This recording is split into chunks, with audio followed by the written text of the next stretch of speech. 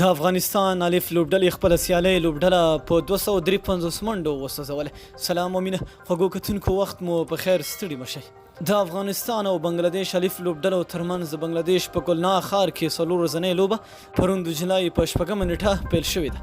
په پایل کې د لوبې پچه د افغانستان الف لوبډلې لوبډلمشر ناصر جمال وګټله او لومړی د بنګلادیش الف لوبډلې ته د توپوهنې بلنه ورکړه. دوستانو، لکه څرنګه چې تاسو ته پته ده، همیشه افغانستان چې د هغه په بالینګ باندې لوبې ګټلې ده، خو په بدبختانه چې پچه یعنې ټاس یې هم وګټله او توپوهنه یې د بنګلادیش ټیم ته ورکړه. بنګلادیش الف لوبډله په خپله لومړنۍ پاڼۍ توپوهنه کې د لوبې په دویمه ورځ په 58 اورونو کې د ټولو لوبغاړو په سوځېدو سره 253 منډې وکړې. د دوی له ډلې انعام الحق 121 نه سوځېدلی، عفیف حسین 50 او محمد نمیم 49 منډې وکړې. د افغانستان الف لخوا قیس احمد او یمین احمدزي درې لوبغاړي وسوځول، همداراز نوین الحق 2 او شرف الدین اشرف بیا یوه ویکټه ترلاسه کړه.